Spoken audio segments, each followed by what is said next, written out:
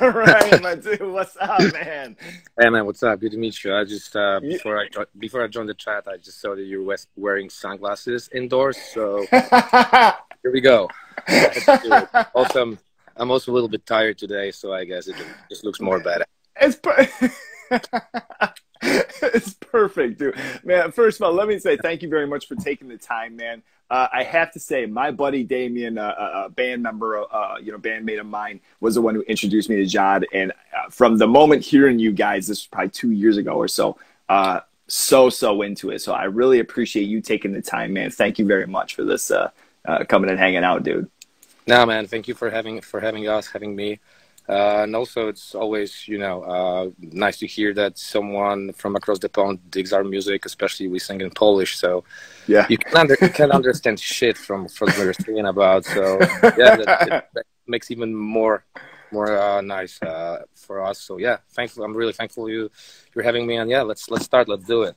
Yeah, so digging into your journey as far as a young man, tell me as far as coming up in some early music that was really inspired to you and something that really kind of started tuning into your ear. What was some early stuff, maybe songs or bands that really started just inspiring your love for music? So when I was really young, it was just let's say I was kind of unaware music listener. The very first band that I got into was Queen, and Oh man. I was, I don't know, maybe 7 years old, 8 years old, maybe a little bit, no, maybe a little bit older, but that was definitely one of my very first music fascinations. But then I had no other options because I shared a room with my older brother for a big chunk of my life, so he got into punk rock pretty early. So it was just a matter of years when I'm gonna probably follow his path. Right. Yeah, that's how I got into just punk, crust punk, a lot of Polish bands, and then my brother got into straight edge, so he started following hardcore bands. So with a little delay, I also reached there, and here we are now. I'm almost 4 years old, sitting in the couch and. Where am I? In Netherlands, talking about early days. So yeah, basically that was from Queen through Polish punk rock, hardcore to sad girl indie rock music these days. So I think it's a natural cycle for every 40-ish hardcore punk dude. You start with some extreme music and you end up listening just indie rock and finally starting to appreciate just music, not only noise and just heavy music all the time. Man, I totally agree, and I love too. Like it's funny, I guess, even in in the scope of looking at like myself listening to Jod and not understanding necessarily what the words are or what's being spoken, but the passion and the energy behind that, and having that something yourself being earlier on, even though you're understanding what Queen's saying, the energy and the feeling that it's given you, it's not necessarily the genre or anything like that. It's just I love that no matter what it is. So what a good track. I don't know because I'm sitting in a. God damn it! I was hoping that's gonna be relatively quiet for our entire chat. Okay, can you hear anything? Is it really disturbing? I can't hear anything. But you can hear me, right? I can hear you. Yeah, Okay, I can't hear anything in the getting background. loud here. Oh, So, okay. Yeah, just let me know. Okay, Yeah, not a problem. okay. So you mentioned that that transition and as well as into like straight edge and hardcore and different things. Now, did you have opportunities as far as like did you ever like alternate availabilities to you or opportunities like skating or BMX? Did you get into any of that, and was that something that was a real push into different bands? So that's Poland is kind of different thing with regarding skateboarding and stuff. Like early 90s, most of the skateboarders were affiliated with hip hop scene. Some of the dudes got into punk, but it's not like in America that you were born with a skateboard under your armpit and you just go skate. And that's how that's how you get into music. No, what I can see these days, skateboarding is getting bigger again, and there's a lot of young kids just skating around, and some of them for sure listen to hardcore punk, but it's still more of a hip hop thing. But these Okay. days, I think kids are just more open, and they don't give a shit about subcultures anymore and music Yeah. genres. They just dig whatever they like, and they do whatever they want to do. But yeah, I've never been a skater guy. I only played soccer. That's how you call it. Even I hate that name. So yeah, football. I've always been a Okay. football guy, and Okay. yeah, that's it. But you mentioned earlier about the energy that you can feel from listening to Yad.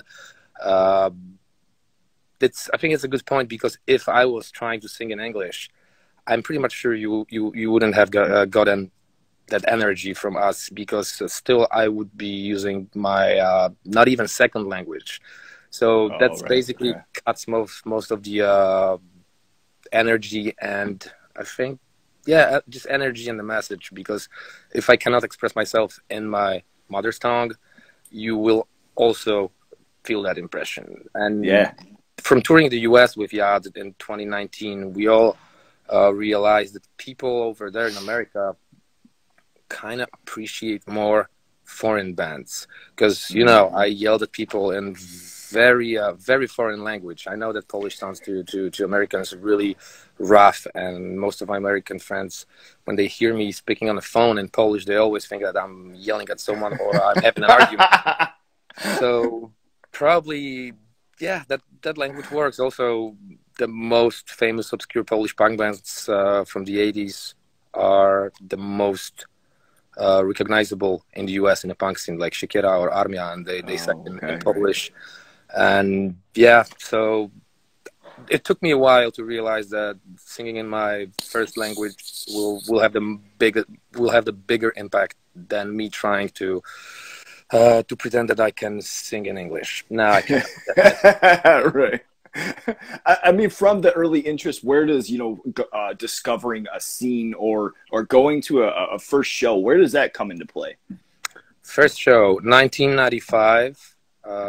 There was a bunch of Polish crust bands. One of the bands, yeah, headliner, didn't make it to the show. I was 13 years old. It was really cold outside. We were all really worried that Nazis gonna come to the show and try to, I don't know, burn the venue down, because things like that happened where I live. So yeah, that was kind of extreme, and I was really young going there. But for the next couple months, when I tried to go to some shows, there were some nasty events regarding Nazis, so I got beaten up, and my older brother just said, like, no, man, you can't be doing this anymore because it's too dangerous. And he was right. That was kind of dangerous. And then I had this little break from attending to shows. Also, I got more into football those days. And then from like late 80s, I started going to hardcore shows, and that's how it started. I was like 17 years old. That's how it started, and just went to a lot of shows, met a lot of people, and that's how I met dudes from Yad, like almost 20 years ago, basically. Oh shit! Okay. Yeah, just at some shows. They had bands. They still have other bands. I had Calm the Fire. We shared stage a couple of times together, and we just became, buds. So when they were starting a new band, and one of the main ideas was just because they're all from Warsaw. I live in Gdynia, which is up north at the Baltic Sea coast, and all the scene guys, band guys, always mix up and like new bands with the same members, and they wanted to try something with people they never played with.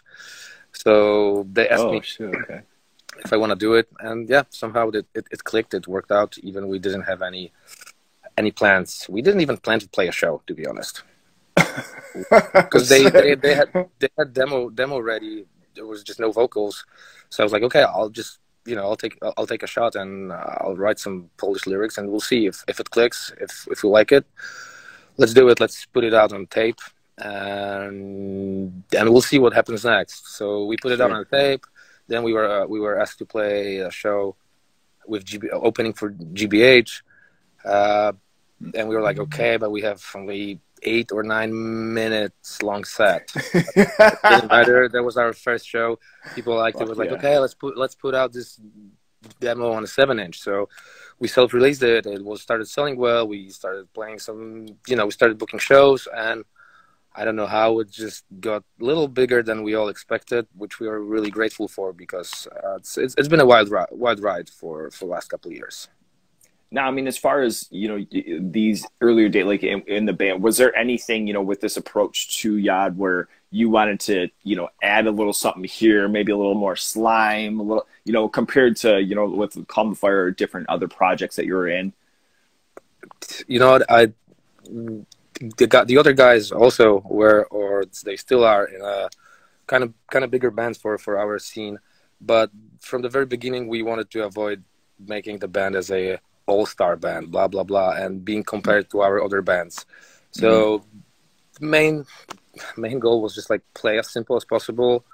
We were all inspired by all the old school Polish punk bands, so that was kind of like, I don't know, I don't want to say it's a tribute to them, but we are really strongly influenced, and that's always what's been touching our souls. And also when we rose on those bands. They were like, there was the first punk bands that we listened to back in the days when we were really young. So those bands made really huge impact on us. So now when we're kind of older, we don't care, and we don't have to try too hard. We just started doing what we always wanted to do, and it's fine. And the goal is still the same, like keep it as simple as possible. There's no pressure, no rush. It's going great now, but who knows what happens next year? Maybe people will just stop caring. So it's also fine if that happens. Right. For now, it's great, and we're appreciating it, and we're keeping it this way. And so, as far as with like tour managing or with booking shows and different, I mean, did that just come out of necessity as far as like the DIY? Like something came up, or how did it initially come up as far as you booking your first show? So in all that touring stuff, I got from booking local shows in my hometown. When I was 20 years old, I just wanted to book one of my most favorite Polish bands at that time, Sunrise. Also, Marcin, our guitar player, used to be in Sunrise back in the day. So, shit, okay. I didn't know shit about booking shows. I had no clue at all, but I was really enthusiastic, and I just really wanted to book a hardcore show in my hometown. And there was this really cool venue that just got opened up a few months earlier, and they were really open for independent music and local guys. So yeah, I booked a show. It was like 400 people showed up. I was just mind blown and didn't know what's going on. But I realized, hey, I like it, and I think I'll just start doing this. So been booking Polish bands, then I started booking American bands touring Europe. So when I met some tour managers and started checking everything, hey, what must be done to make the American band tour Europe? What logistics are behind that? So I started asking around, and it seemed really interesting to me. So a couple of years later, when I was fired from my former job, I was like, okay, I think I'm just gonna buy a van and try this touring lifestyle. Also, I had no clue about that, but yeah, that's I started doing this full-time professionally 12 years ago. And so our drummer, he runs a venue in Warsaw. Right now they're looking for a new location, but he got very experienced from that, from booking bands. Just running a music venue gives you a lot of extra knowledge. How to cut corners, the tricks. Our guitar player works for movie industry. He's a sound engineer. So again, the band is basically independent. We can do everything by ourselves. And our bass player Łukasz is in other bands. He's really he's taking care of our mail order. So all we learned in our professional lives, we can do in Yad, and we know how to do it. We don't have to ask anyone around. So we record our music ourselves. We self-release it. We don't have a label. We've never been on any label. We don't have any distribution except our online store and shows. And it's going well. So it costs us a lot of work. That's true. Sometimes it would have been nice to have an extra person who just can handle that stuff that you can't do while you're doing something else in your life. But you know, as long as we are happy and it makes us happy, we'll be doing this way, definitely. Totally. I mean, and this being 20 so years ago, you know, that you mentioned, you know, starting booking shows and different things or tours, you know, do you find things that are more or less of a headache as far as now having technology, you know, as opposed to, you know, before where everything was physical maps or mailing letters? Yeah, you know, you know the most simple stuff is like just touring Europe without GPS or Google Maps these days. Like, it seems impossible to a lot of people. I still remember when I was I still remember when I was driving abroad to see some shows. Yeah, I was using a regular like physical maps. So, and it wasn't that long time ago. It was like 2006, 2007. Yeah, that's when the first GPS maps showed up. They were super expensive, so barely anyone could afford it. And then suddenly, 10 years ago, you know, everything just moved very fast forward, and now you can book a show, book a tour within your iPhone, and you can create music on your iPhone, you know, flyers, posters, and everything. So it is easier these days, but also there's so many events, there's so much stuff going on around the world that there's a lot of under-attended shows because everything is just out of control and there's too much going on. Hard to concentrate on where to go and when shit's going on, and yeah, for sure. I mean, you know, back in the days, you could book, let's say, mediocre bands, but people would have showed up anyway because they were excited that someone's coming to their city and they just want to listen to live music, even if the band weren't too good. But just people were excited. Now you have a lot of really good bands, a lot of also mediocre or not that great bands, and they all, you know, want to make some money, I don't know, make some fame, and there's like a struggle that everyone wants that small piece of the cake. So it is what it is. Sometimes really good bands are not appreciated enough, and somehow they're like, you know, they can't get attention that they deserve. Sometimes the bands that are smart online and they know all these new marketing technologies and stuff, they get too much attention or attention they don't deserve because of their art. Sure. But you know, it's hard to predict what band's gonna be successful these days or what does it even mean. But yeah, I mean, but then, you know, there's always the good old, you know, just putting out great shit and people discover and they're like, oh, this is solid. How do I get more? Or where do I find these guys? You know, so luckily, I mean, for your guys' sake, you know, just hearing the tracks offhand, it's like, oh, well, I have to figure out more about this shit. And I do have to mention too, it was trying to look into as far as like an interview and different things like that. It was difficult as far as obviously everything being in Polish. So no, you know, slide, but I was like, man, I feel like I'm going to be really unprepared for this. Like, I don't know what any of these interviews are saying. I'm trying to pull up like translations and shit. I'm like, oh God. But no, yeah. So but before, you know, really digging into Yad, what about your first band? Was this, you know, before doing vocals, did you play guitar? Did you play drums? Did you take on anything else? Or I am the least talented person in the world. I think I cannot even hold a guitar correctly. So no, I definitely cannot play any instrument. I also cannot sing, so I yell. Right. No, I'm a terrible. I'm not gonna even call myself a vocalist or a musician. I'm not good at this. But no, I never played an instrument. That's probably why I wanted to be a vocalist.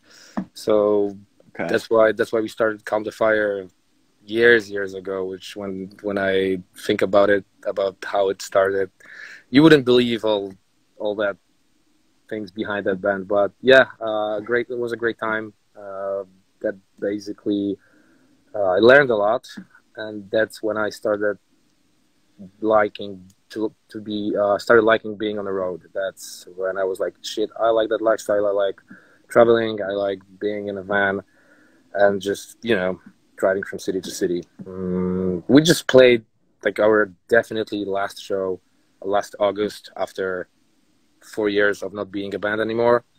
but that was Oh a wow, no really, shit. really nice experience, and you know, getting all together on stage for the last time. Even we haven't seen each other for a long time, and we have practiced not enough, but yeah, we had a really really good time, and we finally had an opportunity for like a, you know, real closure of that band. Oh, okay. Now, was Calm the Fire, was that your first like proper band, or was that like the first time that you'd That ever was my even messed around? that was my one and only band before Yad. Oh shit, no kidding. I Wow. wasn't I Okay. wasn't even I wasn't even planning to start any band. So yeah, that's why I'm really happy and still thankful that guys thought about me and asked me if I wanna sing for Yad.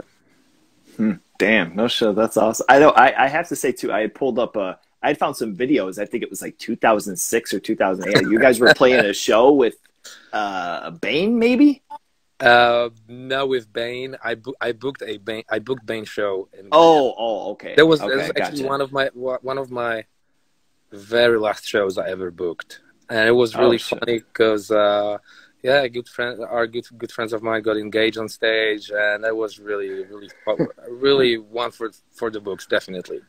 Damn, So that's awesome. Okay. So yeah, with oh, go ahead. probably Sorry. probably you watched the video from the same venue. It was my 25th birthday.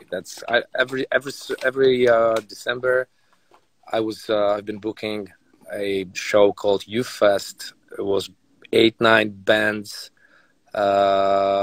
mostly Polish, and I don't know why people thought it's a cool event. So every year we had a lot of people there, and it was always great atmosphere. And yeah, I kind of miss those times because there's a lot of people coming to shows, and it was very refreshing. But I can Yeah. I can feel that vibe again at the art shows since this year.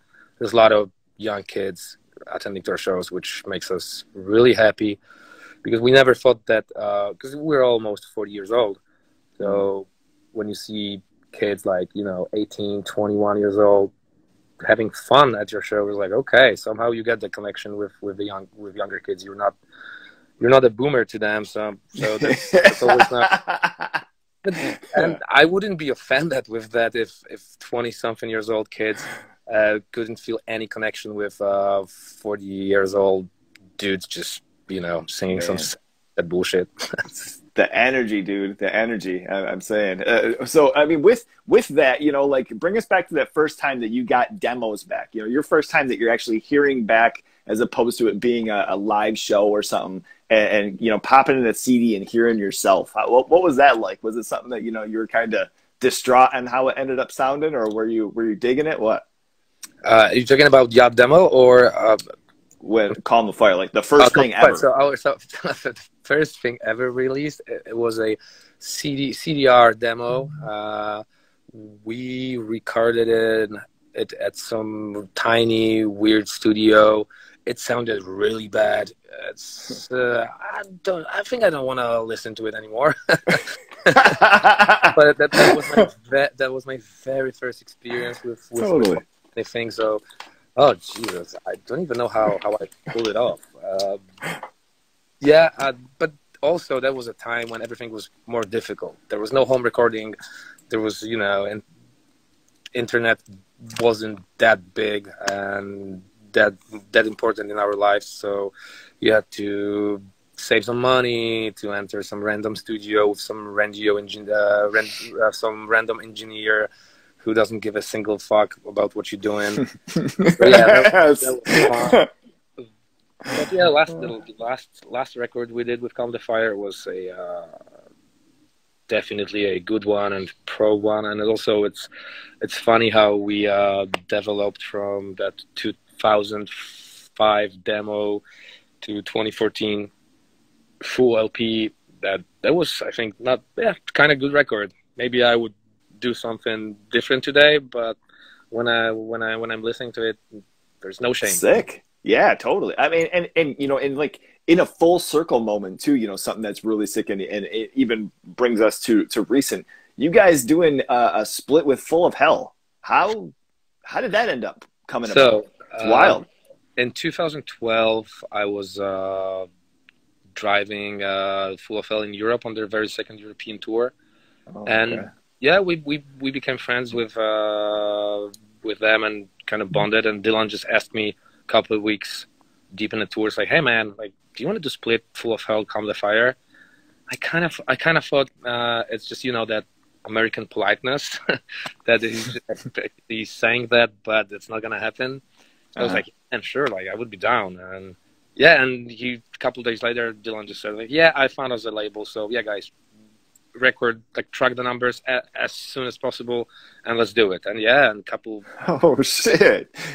2 or 3 months later, it was out. So that was, yeah, because we recorded in July, and I believe it was out in September, and that's when Full of Hell were touring Europe again with New Lows.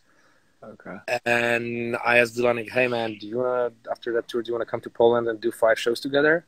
He was like, fuck yeah. So I booked 5 Polish shows. So right after a very long and exhausting European tour for them, they drove all the way back to Poland, stayed at my place for 2 days, and then we pulled 5 shows in Poland together. And it's funny because a lot of people who didn't know Full of Hell at that time, because they weren't, of course, that big, they were like, oh, really? They played 5 shows in Poland in those small venues? So, yeah, that's also a great memory. And, yeah, our friendship lasted. So they're actually, I tour with a lot of American bands.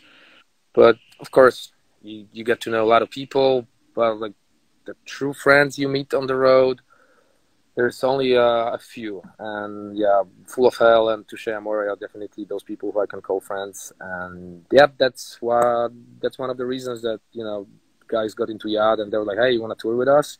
It's like, of course. And I know if they didn't like the band, they would never ask it. So yeah, that's really cool. Man, yeah, that's so sick. And you guys are doing, is it 10 days through Europe? It's I think it's 12. We are skipping the last show in Italy because that wouldn't make sense for us to go there, and we're playing 2 shows in Germany on our way back to Poland. But yeah, I think it's 12 or 13 shows, something like that. Yeah, and right right now I'm on tour with Converge and Full of Hell and Pedrick, and yeah, we're in Netherlands and starting that tour in Poland on the 15th of November, and we're trying to come to the US next year, so we'll see. Oh shit! Okay, really? Maybe that will work out. We did that one East Coast tour in 2019, just before COVID in November, which was a lot of fun, a great experience. So next year, we will be trying to hit West Coast and maybe somewhere else. We'll see. I mean, and going back and, recanting, I can't believe that I fucking missed that. I don't know if you guys ended up in Michigan or not. I know that it was a lot of like East Coast dates like you were mentioning. No, we didn't end up in Michigan. Okay. Yeah. No. Man. Yeah, that's... Well, if you guys do it, yeah, I was to say next time. So this new record, you guys, through you guys with Yacht have had, a couple of releases now. You just released a new record in September. What are kind of earlier memories as far as this record coming about and, it being kind of post pandemic and all that? Where did you guys work on it throughout that? What were the first, pieces that you remember hearing from it? So before pandemic, like we had really big plans for 2020, including US tour and tour with Full of Hell in Europe that got canceled. So when all that shit started, we were just like, okay, I guess we're locked up at home and there's nothing much we can do. So all the plans got just frozen or disappeared, and we actually didn't know what's going to happen. And that wasn't an easy time for all of us, work-wise, because we all work in entertainment/event industry, and everything was shut down. So we had bigger concerns than our tiny band. But after 1 year of pandemics, we were like, hey, maybe we just start writing. And when we met in February 21 in Warsaw, it was like after 6 months of not seeing each other, we all got COVID from our band rehearsal. We haven't, but yeah, we weren't too smart, because you haven't seen each other for a long time. So yeah, we were like wearing masks, trying to keep a distance. Then we went out to get some food, but I think that photo booth that was in the mall, that's where we all got. We all you all came, and like we all just got into one photo booth, and that's when we got COVID. And it was just one by one. It's like on a group chat, like, hey guys, I think I'm feeling bad. Like I think I got COVID. A couple of days later, hey man, I got a COVID too. And then a week later, that was me, and I was just done. So, but we wrote some songs that time. We demoed it, and then we just realized it's not that great. It's just a little bit boring. So we stopped. There was also everyone else had their stuff to do, but by the end of 2021, we were just like, okay, let's get serious. Let's write a record. And yep, it came to us. All the songs started like shaping up, and it sounded really good. And we spent more time on rehearsing, more time. We were trying to focus on as many details as possible. So when we get to the studio, we're all really prepared, and we're not going to waste time on some bullshit. And it was the first time when we decided to book a really cool big pro studio. So because all the previous records we recorded in our practice space, so we never used a studio, like a real deal studio. Oh shit. Okay. Yeah, so it took us 2 days, and it was like hard work, but we really liked it, and I think we squeezed out the max out of us at that time. At the very beginning, I wasn't sure if I liked all the songs and if I liked my vocal tracks. But and also there was like a lot of things going on in my life, like I had so much work to do. So I lost my voice, probably from stress after recording 4 songs. So I was really worried that I'm gonna fuck our record up. But yeah, it came out. It came out really well, and it really grew on me. And I really like that record right now. And I'm just proud of our band, and we did a good job, I think. Fuck yeah, fuck yeah. I mean, from the opener, I guess I wanted to touch on a couple of tracks here. Maybe even just the writing process, or when you're going into recording, what memory comes of working on that track, and what we end up getting to hear today. I don't want to mispronounce it, so I wanted to leave it to, is it Tanya's? Again? the opening track. Opening track. The first song. Toniesz, which means okay. Drowning, sinking. Okay, gotcha. I didn't want to completely fuck that up, and I did. It's a difficult language. I barely speak correct Polish, so. Got it. Yeah, I think that's one of my top tracks on this record. And when I heard the opening riff, and when I heard guys writing this, I was like, okay, that's definitely a banger. And the music writing process is between 3 of the guys, just because I cannot play anything, even if I have a riff in my mind, because that you can't play anything, it doesn't mean that you don't create music in your head. I can't show it. I can't play it. I can only mumble it or like hum it. That's it. But it's not the same. So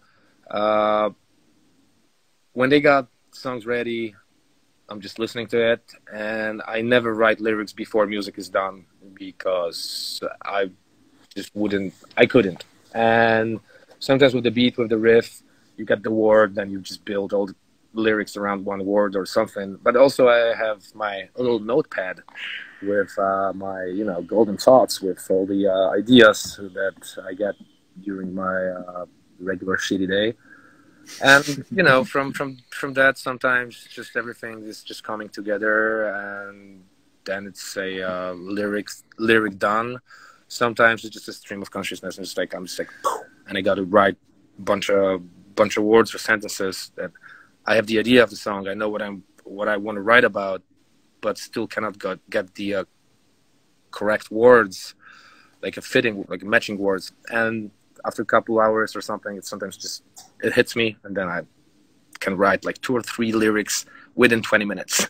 Seriously. And they're good. Those that I'm usually working the most on, those are the weakest lyrics, I think. The best lyrics, all my best lyrics are always written just like right away. It hits me and it's done. Okay.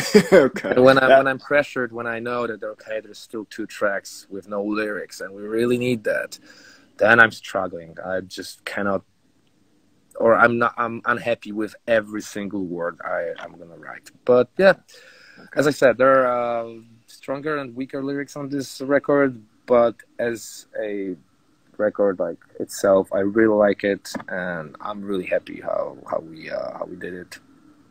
Totally. I can congratulate ourselves. Yeah. And I think too, you kind of mentioned, the pressure of adding to something, that's something where it's like sometimes you just kind of fall into like, this is going to work out how it's supposed to. Maybe right now I just need to slap down a couple of things and fine tune it in a couple, maybe in a little bit here, but, not overthinking. Another highlight on the record is the closing track. I'm always somebody who likes to listen to an album as full, not just singles, not just, but the final track, is it Ni My Nas? Okay. What can you tell us about that track? That was That was my least favorite track. Damn. I mean, it's good, but it's too hardcore for this band, Okay. I was like getting this vibe that this is like, it's standing out, and it doesn't match the track list, the record. And also I'm not satisfied with the lyrics for this song. It could have been better, but that was kind of, I was in a rush, to be honest. So that it is what it is. Now when I listen to it, I'm okay with that. Still not my favorite, but I heard a lot of people like it, and okay, that makes me a little bit better with myself. But yeah, I wouldn't mind. I wouldn't mind skipping it. Yeah, okay. I mean, and to your credit, if that's something that you're not really fully feeling confident on, like, bravo, man. That track is absolutely awesome. Like I say, it's always been something from earlier on, especially with listening to hardcore as opposed to metal or new metal, listening to whole records and kind of feeling out, the ebbs and flows, and maybe, in the middle of it, you kind of get to a peak and then it slows down a little, and then the end is like this huge thing, or, something possibly not even. I've always appreciated that. And that was, one thing I wanted to touch on with this record, because that song came, I'm like, fuck yes, this is awesome. Yeah, as I said, that's the most hardcore riff on this record. And, just now listening to you, like hearing your perspective, it makes sense. So yeah, I think I'm now even better with that song. Totally. I'm in general, I really like when people hear, some, like when Yad reminds them some bands, even I would never compare it, or I would never hear those comparisons. But even if you hear, I don't know, new metal or reggae or some shitty ass punk music, that's fine. I'm really happy that band brings you just, maybe some good memories, and stuff like that. So whatever you hear in our music and it makes you happy or makes you, just feeling better, I'm fine with that. And you can compare our band to whatever you want. So, and touching on this newest record here, we've kind of dug into, like some of the, how the band came about, yourself working, touring and different things. Just to wrap here, so I'm not taking completely all of your evening here. Last up, in your time traveling and touring and being on the road, for some of those that aren't familiar or maybe taking this on, what are essentials for you, man? Like when you're getting ready to leave, you don't want to be bringing a whole bunch of shit, but what are things that you have to have on the road that, maybe somebody that's not thinking about it might have to take as well? To be honest, I always pack myself, even for like a 2 or 3 months long tour, within 2 carry-on luggages. So I don't have to check any bag in at the airport. So, for example, if I leave for 50 days, I take only seven pairs of underwear, or like four pair of socks. And Okay. wear one T-shirt for 5 days. That I never do it at home. But going on tour, I'm not going to some cocktail parties or meetings, and people are not coming here to smell me or sniff me under my armpits. So I'm fine with that. All I need is just some good coffee near the venue, or some good vegan food, and I got my iPhone. That's all I need. I always have a book with me, and trying to, at the very beginning when I started touring, I've been bringing this huge ass suitcase with so much unnecessary stuff. But yeah, I got really compact within the years, and yeah, coffee, book, and just at least 20 or 30 minutes of quiet and not being around the people. That's what I really need. Just yeah, okay.